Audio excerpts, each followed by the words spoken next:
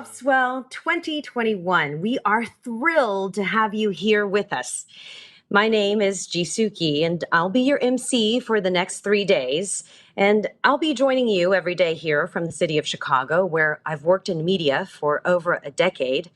A little bit about me, you can just call me G, like the letter G.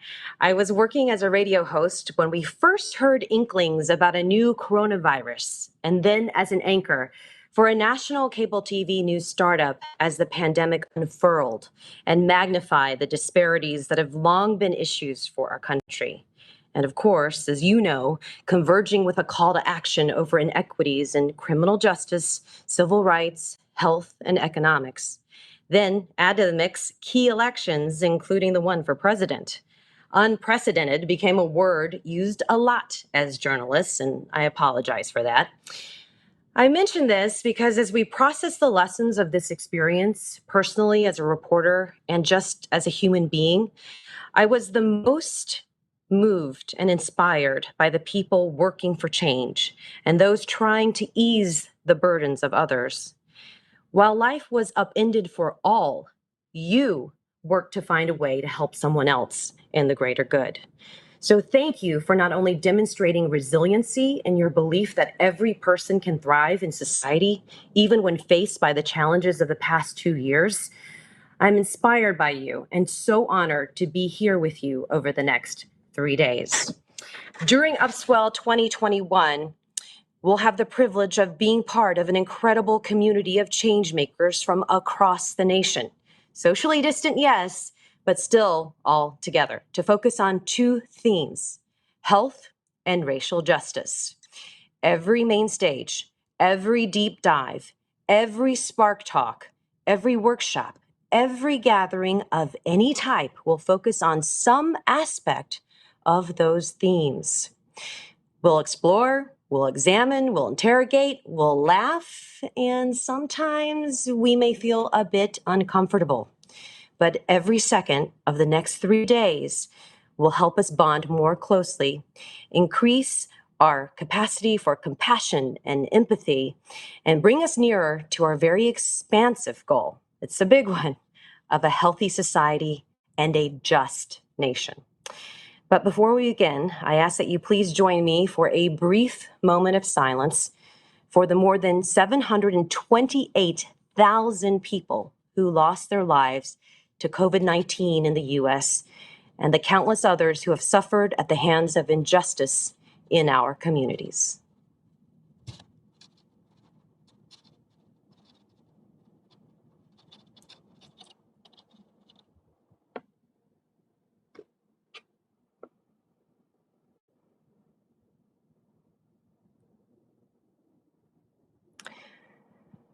Thank you so much for that. And now I'll turn it over to Teresa Sheldon, a council member of the Tulalip tribes. Over to you, Teresa. Thank you so much, Dee. Hath Dadatu, Teresa Sheldon Seedsta, Tual Chud Du Flalip. Teaguid Seed for allowing me to be here with you all. I'm Teresa Sheldon, citizen of the Tulalip tribes. Currently work as the DNC Native American political director, but here today as a board of director for Native Americans in Philanthropy. I come to you from the West Coast and say greetings, hello, warm wishes, and welcome. My people are the people of the mountains, rivers, and saltwater, the people of the salmon and killer whales. Today, there are over 574 tribal nations who are sovereign nations that run their own government, police departments, courts, and schools. Tribal citizens are a political class of people with inherent rights and reserved rights by treaties, executive orders, and case laws, which makes for a lot of jurisdictional nightmares for tribal citizens. Native American communities are still grossly underrepresented in the philanthropic sector, with less than 0.5% of investments reaching our communities. In spite of the fact that Native communities have some of the highest needs in the nation, for too many years, our people were unseen and largely ignored and not included in people of color data, almost invisible. But today, people are becoming more aware of the racism and social injustices that stem from historical atrocities. We need more equity and inclusion across all sectors of people of color. And through awareness, understanding, and true collaboration, we can work together to improve the lives in this country, including the First Peoples of this nation. We thank you for the inclusion of Native American people and Native Americans in philanthropy. Look forward to working with you all. Let's have a great upswell 2021 together and work on providing a whole bunch of positive solutions. Teaguid Seed, ACM. Thank you so much, Teresa. Now, I want to introduce Uma Viswanathan, the Executive Director of New Pluralists. It's our generous sponsor of the 2021 John W. Gardner Leadership Award. The New Pluralists, a sponsored project of Rockefeller Philanthropy Advisors, believe we must usher in a new pluralism to renew the promise of America and realize the vision of a politically vibrant, multiracial, multi-faith democracy. And while our founding ideals of liberty, equality, and justice have always held out the promise of true pluralism, sadly, it seems much work remains. But we are at a moment of possibility, and I invite Uma to tell us more about that and their work to bring that possibility to fruition. So now I'm going to send it over to you, Uma Viswanathan. Thank you, G. So 6 months ago, my dad had emergency open heart surgery. As he waited in the operating room, he reflected on the state of his heart and the quality of the life he had been leading. I felt like I was balancing on a thin wire between life and death, he later told me. I examined my heart and realized I have never had hatred for anyone. My life has been about love. I was content, he told me.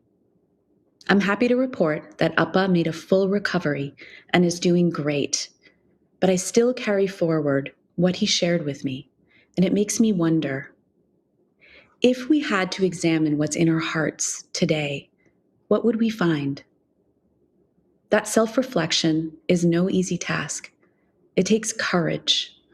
It takes courage to heal and be healed, whether we've been harmed or have harmed others. It takes courage to truly see and listen to ourselves and each other with all our flaws and still choose to move forward together. It takes courage to change and be changed. It takes courage to stop playing a zero-sum game and to instead believe and behave as part of an interconnected whole. But this is a hard time. It demands that we be that courageous. We all know the strife and challenges we're facing: a global pandemic, climate change, economic inequality, systemic racism, families and communities torn apart by beliefs about each other's morality and dignity. I could stand here and try to list all of them, but I would need a lot more time. Instead, I want to focus on the possibilities that lie ahead. The possibilities for us to solve our collective challenges by choosing to belong to each other and to move forward together through our differences, not despite them. The possibilities for us to heal together, to achieve holistic health physically, spiritually, mentally, and emotionally as we build a healthy society. America's founding values of liberty, justice, and equality have long held the promise of pluralism, where we can all be and act together in community. There are countless examples of individuals and communities leveraging their differences to solve problems, heal wounds, expand their perspectives, and hold space for each other. At New Pluralists, we have the privilege of working with a community of field builders who are making meaningful contributions to pluralism. Leaders and groups who are bridging across social and political divides, promoting racial healing and immigrant inclusion, engaging within and across faith communities to inspire our moral core, and working with policymakers willing to stretch across partisan lines.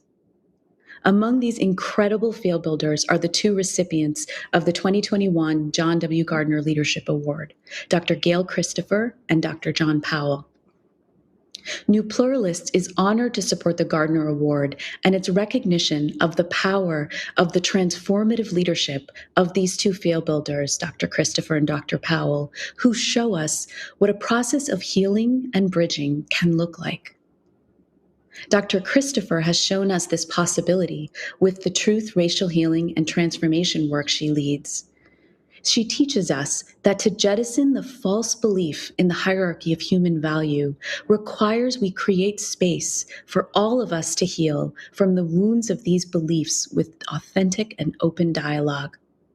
Dr. Powell's work at the Othering and Belonging Institute provides us with research, frames, tools, and community to expand our circle of concern.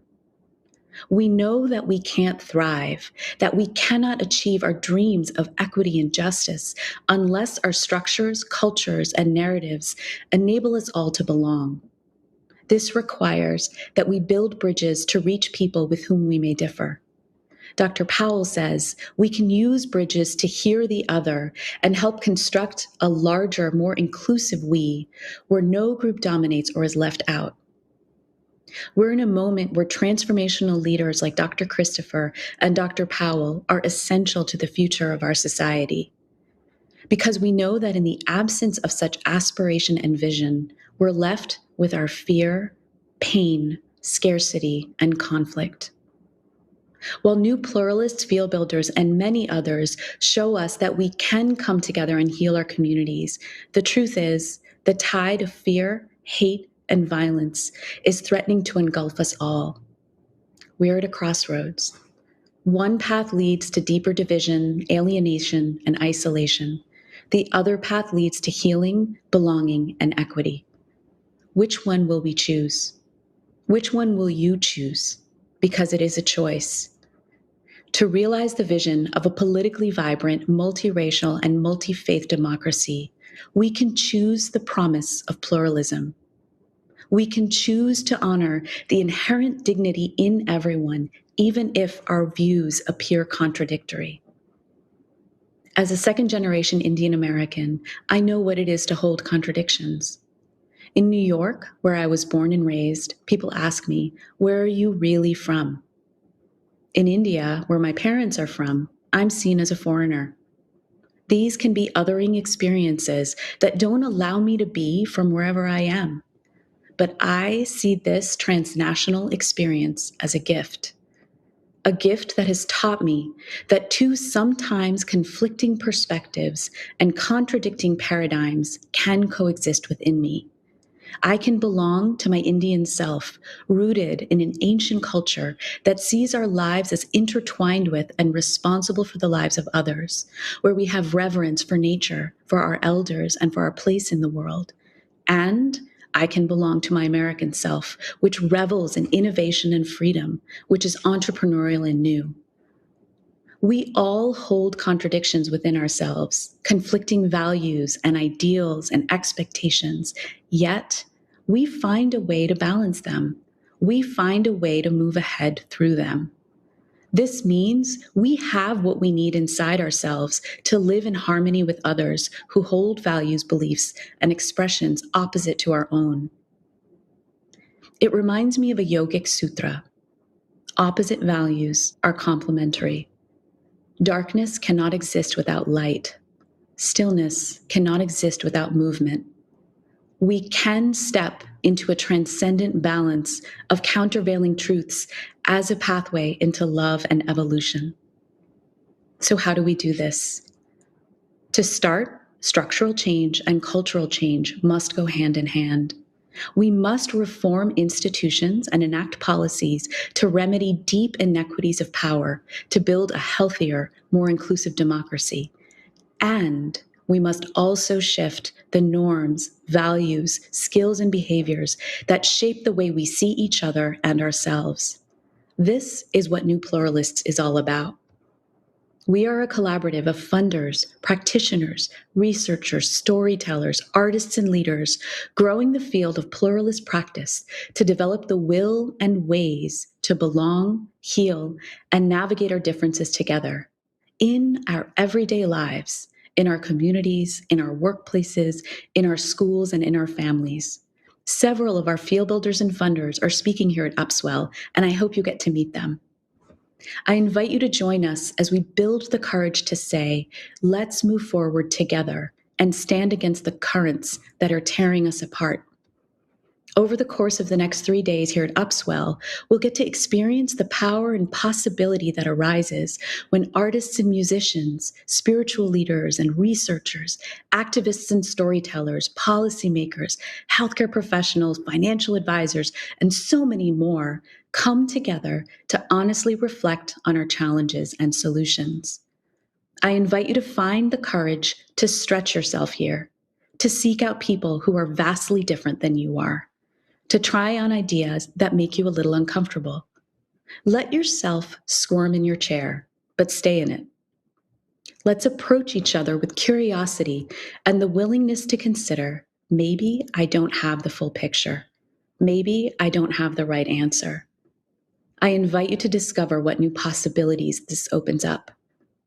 Courageous leaders like Dr. Christopher, Dr. Powell, and so many others have chosen this way of being and moving in the world, a path that leads to union, common humanity, and healing. I'll leave you with the words of my spiritual teacher, Sri Sri Ravi Shankar. The world goes round, always has, always will, but you can be centered, let go, and become still. Turn your vision from the scenery you are seeing. Close your eyes and realize you are that being. In the hustle bustle outside, do not miss that deep within your heart is a fountain of bliss. It has always been there, just covered by a veil, a joy that remains ever fresh, never goes stale. It's merely out of ignorance that people fight. Differences drop effortlessly on seeing the inner light. Of all nature's forces, love binds the universe.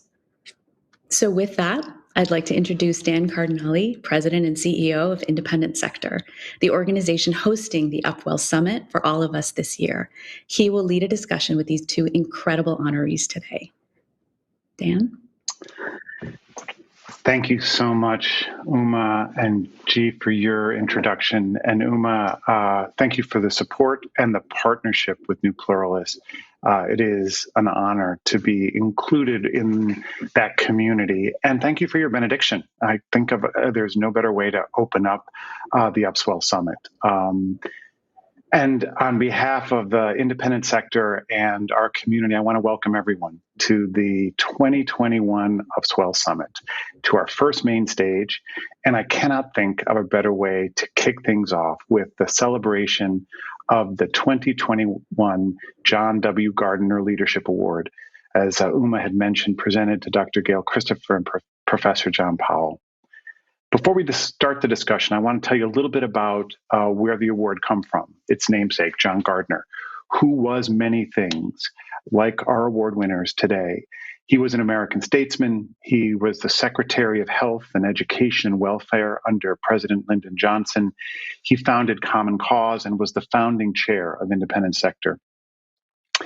He lived a life of public service in many, many ways. And at the heart of it, he believed so much in the nonprofit, in sector and civil society, and in the role of individual action to drive the common good.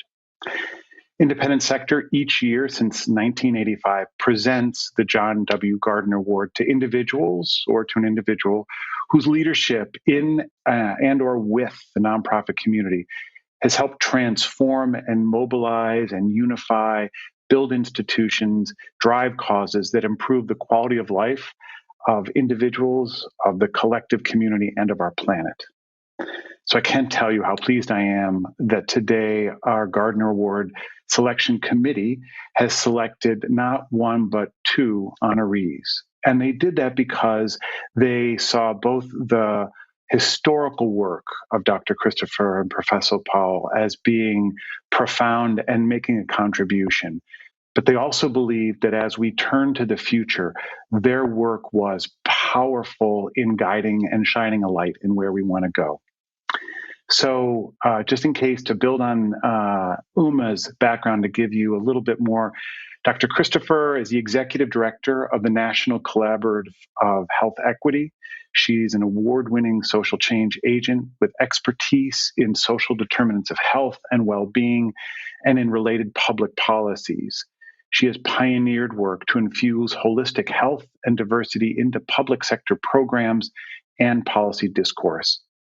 Many of you may also be familiar with Dr. Christopher's role as the senior advisor and vice president at the W.K. Kellogg Foundation, where she was the driving force behind the American Healing Initiative and the Truth, Racial Healing, and Transformation effort.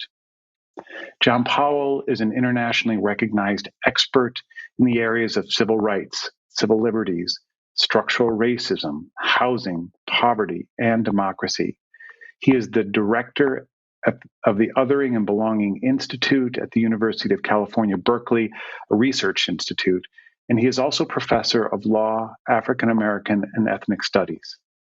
Professor Powell is also a holder of the John D. Haas Chancellor's Chair in Equity and Inclusion. But before we get into this incredible conversation, we have a really special guest joining us to give tribute to one of our recipients.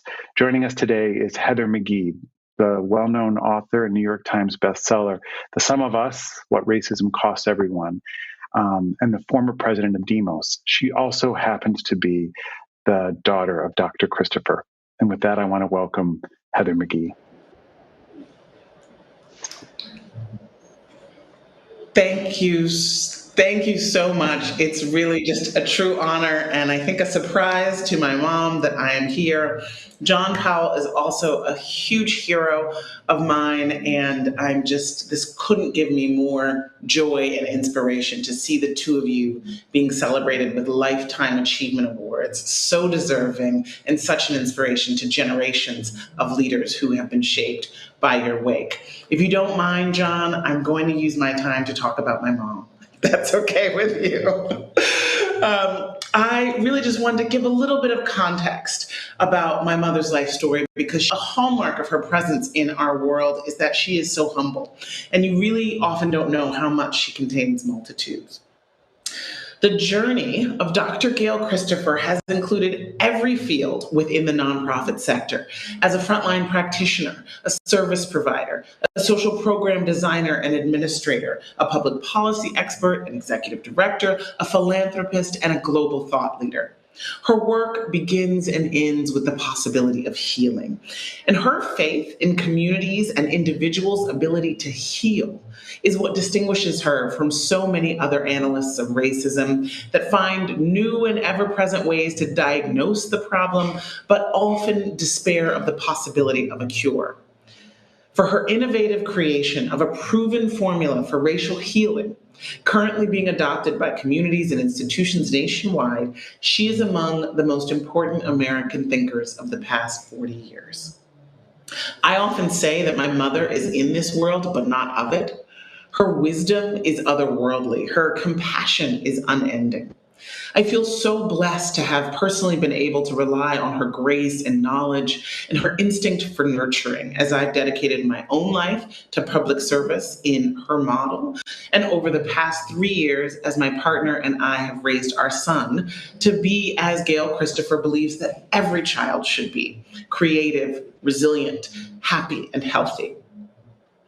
The ability of bodies to heal, physical bodies, social bodies, political bodies, is the core theme of her life's work. She began her career as a holistic health practitioner and nutritionist in private practice on the south side of Chicago in the 1970s, working with single mothers in the notorious Robert Taylor projects, and becoming a well-known evangelist for self-care and health in the Black community. Through her practice, she became to understand that the racism that pervades American culture has material effects on individual health outcomes. And so she transitioned the focus of her work to what we now call, and now know to be, the social determinants of physical well-being in communities. Her research on the biological implications of stressors of single parenting, which was the subject of her first published book, Anchors for the Innocent, systemic bias in the workplace, unhealthy food systems, moved the needle on understanding the health impact of racism in communities and individuals in the 1980s. In the 1990s, she co-created one of the country's most widely adopted multicultural education programs for young students, Americans All, with the aim of fostering self-esteem and mutual understanding among America's diverse children. The subsequent 2 decades of her career then spanned social policy work with Jesse Jackson's Rainbow Push, the Howard University School of Divinity, the Joint Center for Political and Economic Studies, the Harvard Kennedy School of Government, the W.K. Kellogg Foundation, where, as the vice president in charge of the pioneering America Healing Initiative, she led the foundation's work on issues such as infant mortality, breastfeeding, food systems, and healthcare. Today, of course, she is the executive director of the National Collaborative for Health Equity, which grew out of a project that she co-founded years ago. These accomplishments all inform her most daring work, the design and execution of the Truth, Racial Healing, and Transformation effort. It draws principles from mind science, health and wellness, pedagogy, organizational development, coaching, and civic engagement to craft a new framework for how a community can unearth the truth about its racial dynamics, create a sense of shared purpose about the necessary healing, and set an agenda for transformation. One of the hallmarks of Dr. Christopher's approach for the past 30 years has always been inclusion. She moves beyond the black-white binary to intentionally elevate the truths of Indigenous, Asian Pacific Islander, and Latino contributions to the American story. TRHTs today are healing hearts and shifting minds, as well as paving the way for structural change in dozens of communities and college campuses nationwide. And multiracial co-sponsors have introduced resolutions for a nationwide TRHT in the U.S. House and the U.S. Senate. In August 2017, she launched the Maryland-based Intianu Center for Healing in Nature, named after my late sister, where she hosts retreats, trains facilitators for the TRHT, and leads workshops. I'm particularly looking forward to collaborating with her on our next book, where we'll share stories of people overcoming and addressing racial divisions and traumas with a mass audience. But most of all, I am so fortunate that my son has a grandmother who will serve as such an inspiration to him throughout his life as she has in mine. I love you, Mom. Congratulations. You so deserve this. Thank you, Heather, for the extraordinary tribute. And I have to just give you a big shout out for your work, which has been game-changing, and both in your book and your work at Demos, and just deeply grateful for your contribution. And we hope there are many, many years in front of us to go. So great to have you join us. And the apple does not fall far from the tree, I think.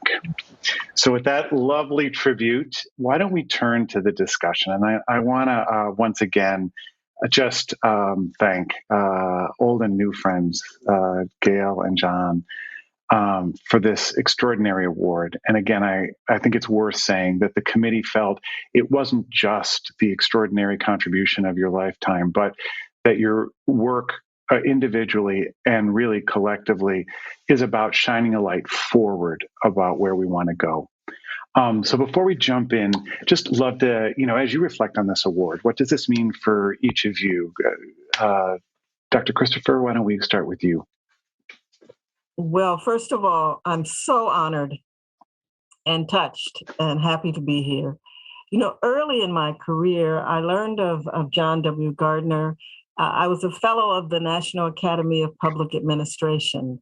And of course, he is held in the highest of esteem in the public sector. And so he was a hero for me, a role model in that sense, all that he had done, particularly to oversee the integration of hospitals, in the South, as when he did in the Johnson administration. So I am just deeply honored to be, receiving this award. It means a great deal to me. I look at John W. Gardner as someone who understood at a heart level that it's the people that drive the potential for democracy to be realized. He understood that, and he devoted his life to actualizing that. And he continued to learn and grow and stand up against racism when it was unheard of to do so. So I'm deeply honored and moved, and thank you very much. You're welcome. John, what does this award mean for you at this moment in your life? Well, Dan, first of all, thank you and Upswell and the nominating committee. As Gail said, it's quite profound, and part of the profundity of it is actually being awarded with Gail. Gardner's work, I think, actually set the stage for a lot of the work that's happening now, and the need for leadership, the need for health, the need for healing, the need for all people to be treated well. And I think it's important, as Heather sort of suggested, we come into this world standing on other people's shoulders, standing on a planet that supports us, standing on previous lives. And John W. Gardner is one of those people. And so to be recognized in his name, in Upswell's name, is just profound. But also the point that I think Heather made, that it's not just backwards looking, it's forwards looking. It also points to what we need to do. And I'm pleased to be receiving this award, and frankly, pleased to be in conversation and collaboration with Upswell in the independent sector. Because I think part of the thing that's needed now is the ability to come together. As Uma sort of suggested, people and institutions and structures are tearing us apart. In Heather's book and work, and of course, Gail. And I worked for years with Gail in terms of racial healing work, and when she was at W.K. Kellogg, and just, I'll just stop after this, but when at some point people recognize you, but until then, you oftentimes are scourged. It's like, what are you talking about? What does this mean? We need to go out and beat somebody up, or and Gail would just, very calmly keep bringing people back to the importance of healing, the possibility of healing, the necessity of healing. And so I think to be in the lineage of Gardner and be in relationship with Gail and Upswell, it's just a delight. I mean, I feel like I could stop now, but there's more to do. There is a lot more to do, but I do think you both are, I can use this term, kind of modern incarnations of what Gardner stood for and believed, and iterating and evolving it.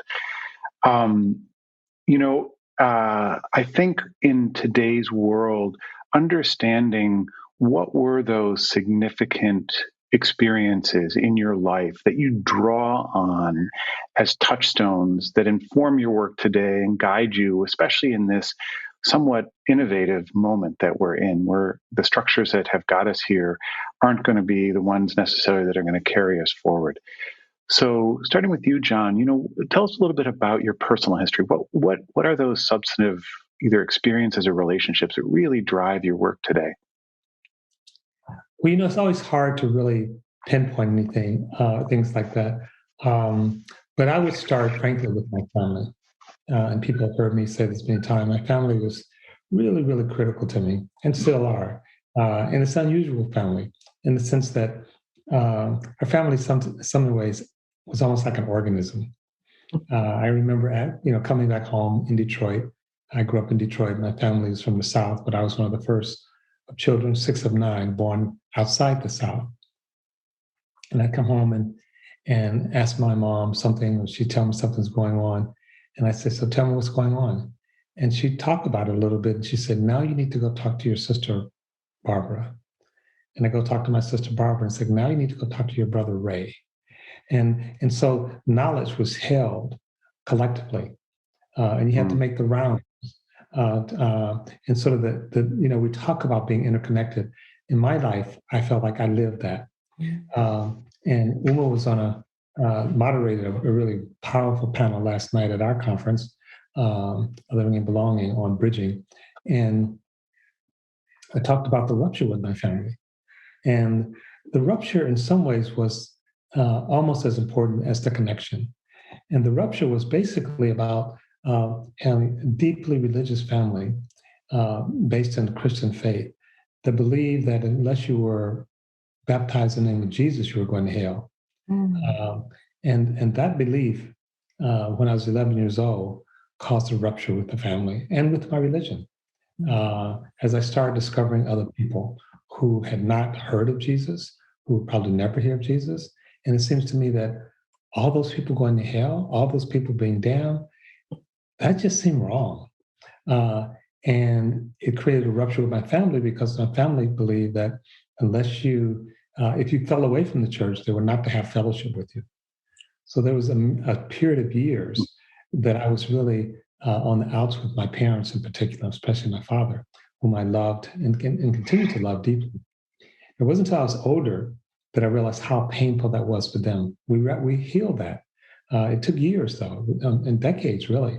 But it also, in a sense, set the stage for me to sort of start reaching out to people, to refuse to say that those people don't count because they don't look like us, because they don't think like us, because they don't worship like us. It really set the stage for that. And, it's always, when we tell our stories, and we have many stories and many parts of ourselves, we sometimes see a coherence, right? We see a through line. And I don't know if that's real or not. So I don't know when I was 5 years old playing marbles in Detroit on dirt, I was actually thinking about belonging. Although now I can tell a story that suggests I was. And it's not true or false, but I can just say these issues about people, about healing, about caring for people, about loving people, even if they appear to be different. And also the point that you made, Dan, that we're evolving. In my family, we used to always say something happened and someone would make a mistake, and the refrain was, "God's not done with you yet." Your life story is still being told. Your life story is still evolving. And I think whether we're religious or not, we are clearly rewriting our life story. We're clearly telling a story about the future. And they're competing stories. One of those stories is that most people don't belong. Most people are less than. Most people don't count. But there's a story that I think John Gardner, I think that Gail, I think that I think you, Dan, Upswell, is offering a different story. And that is that we all belong. And I'll just end by saying the story out of the 80s and 90s was conditional. You belong if you behave. And so we were very much into assimilation, the melting pot. And the melting pot was not really melting pot because it was one directional. That people had to be melted into the American ideal of what it meant to be a person. So immigrants from Eastern Europe had to give up their names. We renamed people from China, Mexicans, so it wasn't really a melting pot. It was forming people into something that they were not. And I think we're saying, no, we can't do it that way anymore.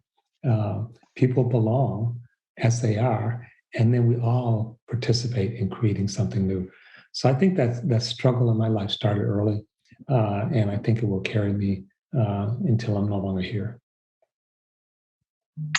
Thank you. People belong as they are, and we all struggle to be part of a community where we belong. Powerful. Gail, tell us a little bit about, what were those experiences that so kind of drive you now? First, I have to say how honored I am to share this award with John Powell, who I consider a kindred spirit. And we've had the privilege of working together for a very, very long time. And then our children became friends. So it's just a joy. I have to honestly say, at a very young age, it really was the death of my firstborn child. It catapulted me into saying, this doesn't have to be. I had lost friends and mothers of friends, and this idea of infant mortality and maternal mortality as a given in the Black community, I just refused to accept it.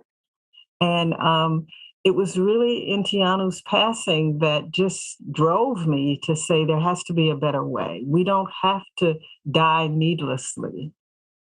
And that was a very critical turning point for me in my clinical years of practice. So much of my work was with young mothers. I walk down the streets of Chicago sometime and I run into former patients, and the moms will say, she's the reason you're here, because we did so much work on how to have maternal health and how to have healthy babies in the face of the odds. It's sad that dilemma still dominates the reality of families of color. But it really did drive a lot of my work as a young person in clinical practice. Another pivotal experience for me was working with the mothers in public housing in Chicago who had been, their children had been taken from them by the child welfare system for reasons of neglect. And we all know about the injustice of the child welfare system and the disparities. And we just applied many of the principles of well-being and holistic health, and most importantly, circles of support for these mothers who had lost their children. And our theory was that if we took them through this intense healing experience together, that they would develop the skills and the children would be returned. But it was primarily because the stress would be reduced. And that's what happened. And these children were returned, and they learned to be a community of support for one another. But much to our surprise, many of these women also left the public welfare system and found gainful employment. Well, gainful is a stretch, but they found employment and they didn't necessarily need the aid. And so we learned the power of community and support and belief. And, I have a bunch of awards over the years, but the one that brings tears to my eyes every time I see it is the plaque that these young mothers had made for me that said, "Thank you, Dr. Christopher, for caring." And so, I learned that caring and love and kindness and belief in people and believing in ourselves, not believing the lie of racial hierarchy, I learned that it had great power. And I'll just close by saying I had my own health challenge. I was born with a condition that projected the possibility of not having sight. I was born with glaucoma. And it was a struggle, and hospitalizations and surgeries defined my early life, my growing up years. And at one point, after 3 consecutive surgeries within a brief window hadn't worked, for the first time in my life, I cried out to God for help. I cried out for relief of the excruciating pain and to save my sight. And in that moment, I was impressed, as clearly as you hear my voice now, I was impressed with these words. And the words were, "Love your eyes as they are loved." And that mantra of love became the guiding light of my life. And my pain went away and my eyes were healed for at least the next 40 years. Wow. So I'm just going to take a second because there's a lot there you both said. And it is powerful to me that our stories are so rich with the guidance of what our life work can become. And thank you both for sharing that. I want to turn back to you, Gail. And Heather also mentioned your vision of humanity. And you once said, healing is about peeling back those layers of denial and coming face to face with our true humanity. So talk a little bit about 2 things. One, what is humanity for you? And then, as we're in this moment in our country where we're in increased need of this racial healing, how are we doing, and what might you share with us about what our work is as we step forward? Wow, that's a powerful question. Humanity for me is clearly very linked, and I loved Uma's introductory remarks. When she said, we fight out of ignorance, right? Ignorance of what? Ignorance of our true humanity. In my belief system, we are multidimensional beings, and we're on a journey of evolution. And our true humanity is expressed in the miracle of life and the miracle of the human body and the ways in which we are compelled to actually be connected and to relate to and with one another. Contact with other human beings is life, and the research shows us that, positive interaction. And so to me, denial is a psychological tool that we use. We deny the facts, we deny the consequences, we deny the implications of those consequences, and ultimately, we deny the feelings. And until we can come to grips with the feelings, because the feelings move us or they paralyze us. We either are living in fear or we have the possibility of embracing love. And so I think that getting through those layers of denial, that's what we mean by racial healing. And in my clinical practice, I learned that people will move past and through denial when they think they have the support that they need to face the very thing that they were so frightened of. And so racial healing is about providing these very well-managed, well-facilitated experiences that immerse us in the truth of our humanity and enable us to face that we need each other, that we depend upon one another. And in terms of this moment right now, history tells us that resistance is a natural reaction to progress. And what we're seeing, I believe, and experiencing is tremendous resistance to the amazing levels of progress that we are making as a society and as a culture. Unfortunately, we have a social media infrastructure and a capacity to exponentially amplify the negativity in this moment and lose sight of the positivity and the truth of the progress that we're making. So I, for one, think our biggest challenge right now is to get a hold of this social media force that is amplifying the divisions and accelerate our work to heal and to bring communities together. Thank you. It is much needed in my estimation to talk about what our common humanity is. And I love your notion of a well-facilitated space in which we can actually hold that. And that's our journey out.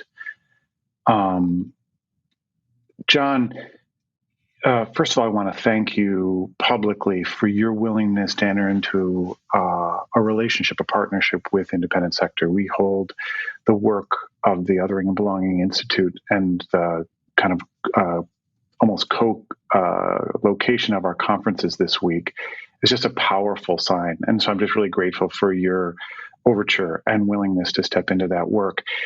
And we're delighted because your name is really synonymous with othering and belonging. You have really brought that out into the public square, both in the academic sense and now in the broader civil society sense. And you've really refined a critical lens that helps manage this notion of structural exclusion while at the same time, paradoxically, fostering a posture of radical inclusion. First of all, can you just talk a little bit about that? And then as you look at this moment, and we heard Uma citing this as well, and Gail just talked about, the power of the polarization, the centrifugal forces pulling it apart. How are you reading the times right now? Well, I think it's a very important question and examination. And most social scientists, most politicians, most Americans, most people, the vast majority of Americans say they're unhappy with the polarization that's happening in the country. And yet it's also accelerating. So the contradiction. It's like if the majority of people in quote unquote democracy doesn't like something, you would think it would change. I spent some time with at the U.S. Congress earlier this week, or last week. And even there was a sense of, yes, the polarization is toxic, it's destroying us, and we almost feel helpless to do anything about it. And the reason for it, I think, are twofold. One, I think the change is happening very fast, change on critical areas. And we know that for any human, but also mammals, can only process so much change on critical areas in a short period of time without undergoing what Gail talked about as stress. And that stress at some point becomes potentially lethal. And so how do you deal with that stress? Now, those are global factors, not just personal factors. So some of those changes are climate change. I live in California. I literally have friends of mine's children who are moving out saying, not because of money, not because they don't love California, but they're worried about the climate. And I say, I understand that, except if you look at the data, the projection is virtually every major city, every major part of the United States, and dare say the world, is going to experience the ravages of climate change. But those changes are not just abstract, they're personal. When you literally look outside of your window and you can't see across the bay, when you're told not to go outside because the air is foul, that takes a toll on us. And of course, we're dealing with the pandemic, and even as we're hoping it's in recession, we've been told just today or yesterday that there may be a new mutation and that this is a dress rehearsal for the next virus. And so that actually is putting tremendous stress. Then we're dealing with issues around change in terms of demographics. If you go back to the 1940s and 50s, or even more recently, people literally talked about America as a white Christian country. Sandra O'Connor, Supreme Court Justice, articulated that. That never was true, but the falseness of that is becoming undeniable. And so some people are reaching for that place that never was. For others, so they're going into the past. They're afraid of what the world will look like as it becomes increasingly smaller and increasingly diverse. And so there are all these things that are actually happening at the same time. And then, of course, we're dealing with the problem or the issue of neurobiologists tell us, evolutionary biologists tell us that the first emotion that we learn as humans was fear. Not love, not hope, but fear. That fear is, in a sense, bigger and faster. And so if you're trading on fear, you get a head start. It's like, and that's why you have things like if it bleeds, it leads. If you're trying to sell something, make it vitriolic, make it nasty. And so we have very powerful forces that are taking these changes that we're dealing with and weaponizing them, curating them to actually sow divisions.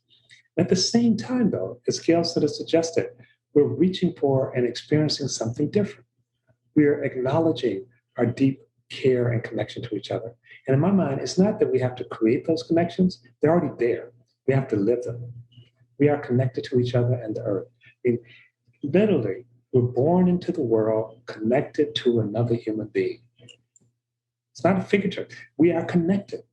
And yet we have all these structures and these stories and these myths of us being disconnected. And the connection sometimes is hard. I was in a conversation with Drew Butler about this. And then, again, going back to when I was 11 years old, the connection doesn't stop at our border. The call is for us to realize we're connected to each other globally and we're connected to the planet. That's the challenge. And so to me, the need to belong is just paramount. It's everywhere.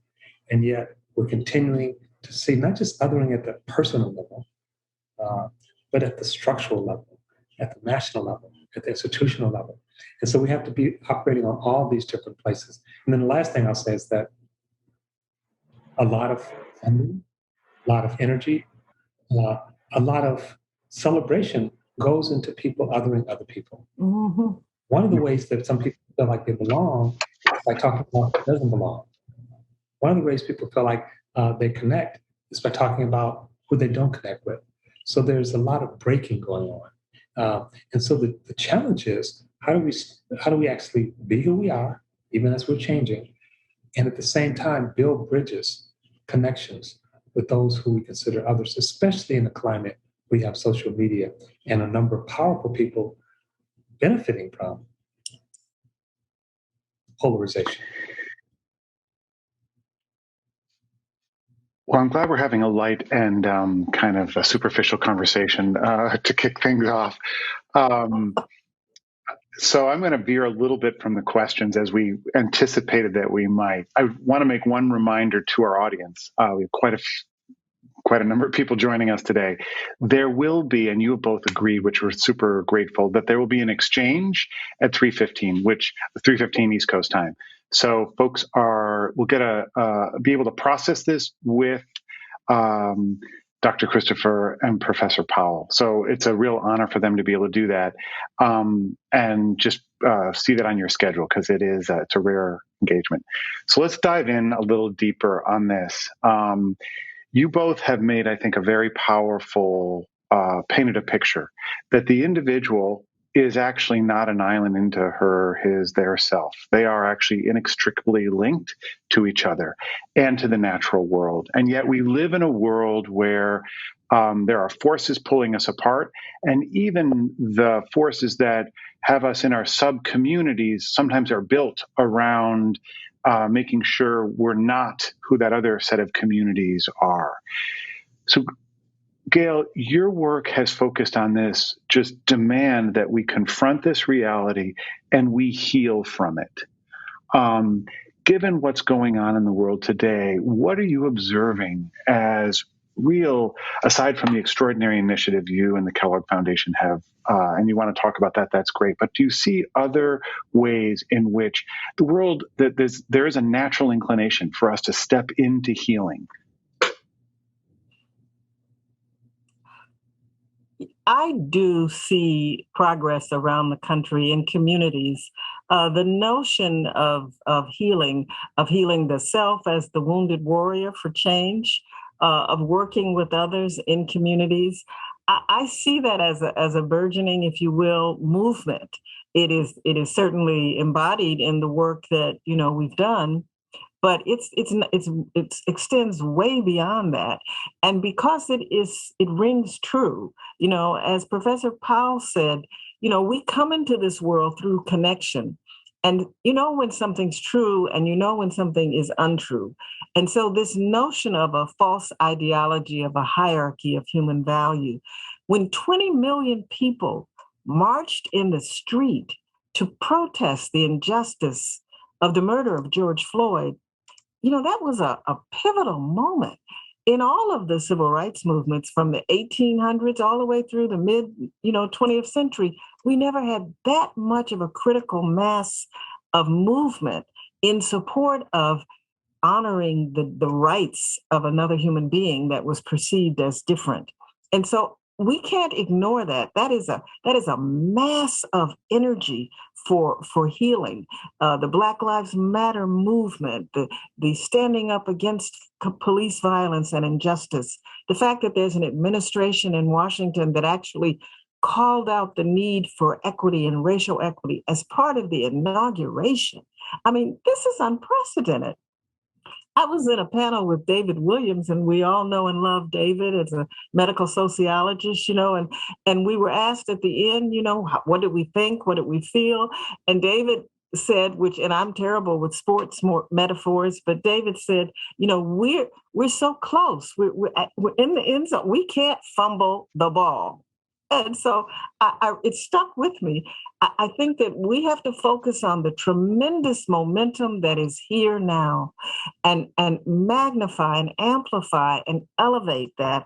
I'm very optimistic. I work with national organizations, with local organizations. Over 220 jurisdictions, in terms of public health, have declared racism as a public health crisis. That has never happened before.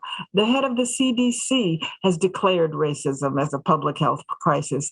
These are tremendous turning points in our collective consciousness and understanding of the barrier to our humanity, which is this false ideology and its structural manifestation of a hierarchy of human value.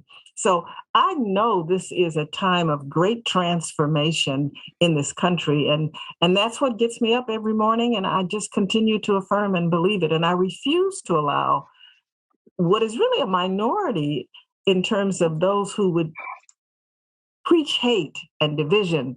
I refuse to allow that to be the dominant narrative in my experience. Thank you. John, you and I have had a number of conversations about a paradox that is often seen as oppositional, and that is you can believe and do the hard work of the denunciation that I think Gail just talked about, that there isn't a hierarchy of human value, and you can dismantle structures and be adamant about the ways in which society has done that. And at the same time, you can hold a posture of radical belonging, of a kind of inclusion. Can you talk a little bit about that paradox and how you personally, and then in your work, what you're seeing as a way of holding that together? So a great question, Dan. And I guess I would say, in some ways, to me, that's not a paradox. That if we recognize, as Gail and as Uma and you and others have talked about, our deep interconnection with each other, our deep connection with the earth, then it's a rejection of the notion that some people are better than others. Think about this. It's amazing when we think about it, how in the 19th century, scientists was debating whether or not Blacks were human, whether or not Blacks and whites were part of the same species. Darwin got killed because he said, there's only one species, it's human. It's like, no. So this was not an abstract or academic discussion. The whole idea, when enslavement happened in the United States and in the quote unquote European world, they reached out to the Pope and said, can they enslave Christians? And the Pope said no. And the Catholic Church was quite powerful then. And so Blacks started converting to Christianity. In the first iteration, they had to actually end their enslavement, but then they did a workaround. Yes. So what I'm saying is that these things are not just defining what happened in the Black people, they're defining modern Western civilization. They're defining the United States.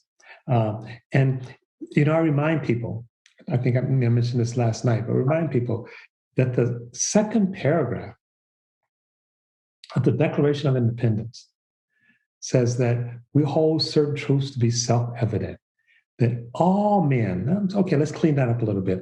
All people are created equal. All people are created. That's what Gail's been saying. No hierarchy. We're all equal. And you don't have to prove it. You don't have to have someone take an IQ test or a science test or a moral test. This is the Declaration of Independence, our founding document, saying we hold this to be self-evident. We don't need any additional evidence. It's clear. Now, who penned that? Thomas Jefferson, who had over 200 slaves. And so this is our history. And this is not, and Gunther Meredith wrote about this in 1944. And what did he call it? The American dilemma. This dilemma that we hold people equal, that we talk about freedom, and at the same time we enslave people, we commit genocide to people, we have immigration laws that says if, unless you're white, you can't come in. How do you square that with the Declaration of Independence? And Lincoln tried to square it by calling for a new birth of freedom. He was saying, yes, we made mistakes. And this is not a condemnation of the United States, but it's not a celebration. It's saying this dilemma, this contradiction, this paradox, as you talked about, has always been with us,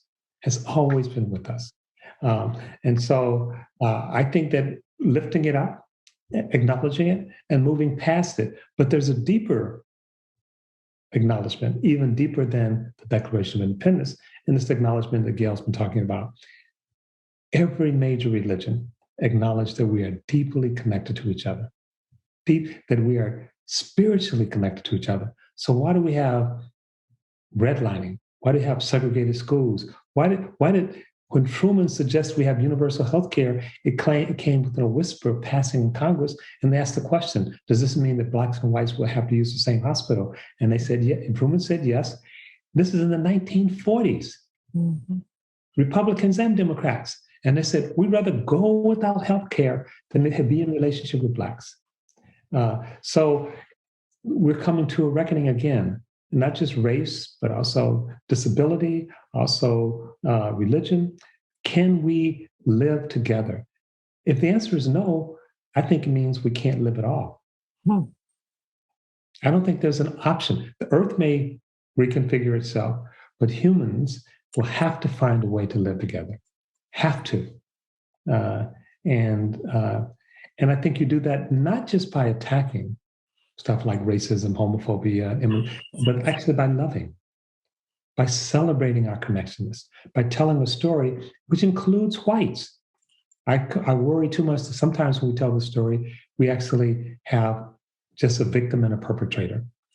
Well, the reality is, yes, there's a real history, but many of us have been in both roles.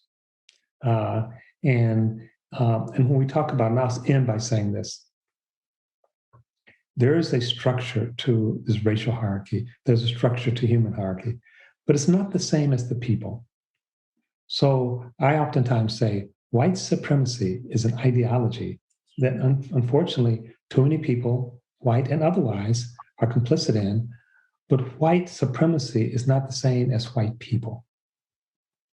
And so we need to actually challenge the notion of white supremacy. In fact, I would go further and say, challenge the notion, as Gail has suggested, of any group supremacy, of Christian supremacy, of male supremacy, of heterosexual supremacy.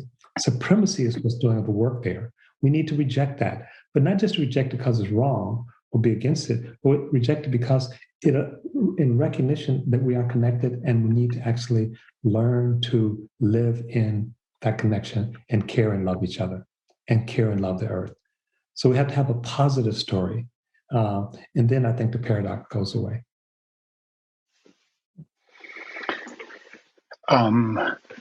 We are very close on time, and I want to give you each half a minute. You both mentioned love multiple times. And given my background, I cannot let this go without at least a reflection. Last year, we had William Barber as a speaker, and he really called us into love as a pathway forward. For each of you, you've made similar kinds of callings. What in this moment, is there something concrete that it would way for us to love, or is there some reflection you have on love in your own life as a way of sustaining the work? Gail, would you like to lead? Sure. I'll just say that I've always been inspired by the 20th century architect Buckminster Fuller, because I'm a practitioner at heart. And he said, change doesn't happen by attacking the existing models. Change happens by creating new models that make the old model obsolete. And so that's our job, is to model a new way forward of human interconnection and human interdependence. And this moment of the pandemic and all its vagaries forces us to move beyond denial of that fundamental truth. And it forces us to see how interdependent and interconnected we are. And when I say us, I mean the dominant, predominant us. And we have to recognize that this is our moment to create new models that will make the old models completely obsolete. And we just won't use it anymore. And I think the model is of love and caring and connection. Thank you. John, bring us home. What is love? Well, thank you, Dan. And I think one of the things to think about, King talked about this, agape. He talked about love not as sentimental. Cornell Wells says that justice is the public face of love. And so it's not just loving each other. There is that, and that's important, and let's hold on to that. But making sure that our structures, our cultures, our physical buildings say to people, you belong. And so part of that to me means that we have to rethink how corporations function in the United States. We have to rethink how zoning functions in the United States. We have to rethink how taxes, we have to rethink the very structures themselves do a lot of work.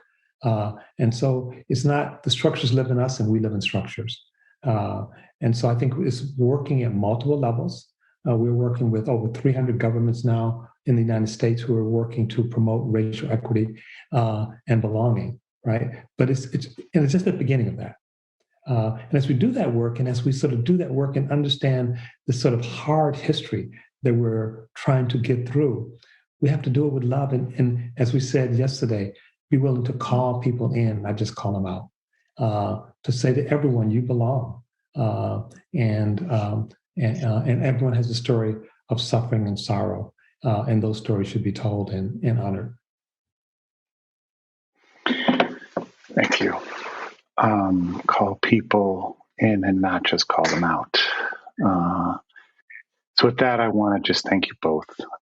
It is beyond an honor to be able to have this conversation. And it is a well-deserved award that you both are receiving. And the collective wisdom is, as Gail just said, I think modeling where we need to go.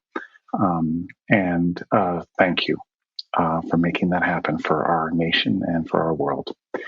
And I want to thank Uma for your leadership and support of the New Pluralists. It feels to me like it was a home run of a partnership, and we look forward to continuing to work closely with you personally and the community of New Pluralists. And thank you for supporting the Gardner Award. And with that, I want to thank everyone for joining us. I'm going to turn it back over to G, and we will be going deep into Upswell for the next 3 days. Thank you. Thank you. Thank you, Dan. Thank you, Dan. I just want to echo what you just said. Wow, wow, wow. I need to take a breath because that was just an incredible conversation. Thank you so much, Dan, for leading. And thank you so much to Dr. Gail Christopher and Professor John Powell. What a way to kick off the first main stage of the 2021 Upswell Summit. I want to thank both of you for giving us hope, most of all. A lot of wisdom there and such a powerful conversation with our two Gardner Award winners. I mean, two extraordinary individuals who've really awakened us to deeply consider our need for healing and belonging, where and how the two intersect, and how we can use that intersection to bridge the differences that divide so many of us and begin the process of reuniting us as a country. I just keep thinking about Dr. Christopher saying, this is a time of great transformation. She's going to affirm it and she's going to believe it. And so am I. And that warning by Professor Powell that says, if we can't celebrate our connectedness, we can't make inclusivity for all, there's no life at all here on Earth. And that's a warning as well. Thank you so much for that. So appreciate it. And I'm going to be thinking about that for weeks to come. We still have so much programming for you ahead, and we are excited for you to experience it all. Next up will be a series of workshops and Spark Talks, including an exchange session where you can continue to unpack some of what our main stage speakers discussed. Of course, later this afternoon, there's going to be a discussion about the paradox of the American story. How do you fight for racial justice in a toxic and polarized environment? This makes me think about Dr. Christopher talking about wounded warriors of change. Are you feeling a bit like a wounded warrior of change? So all of that is coming up. The next main stage where I'll see you is at 4:30 p.m. Eastern time. So I'll see you then.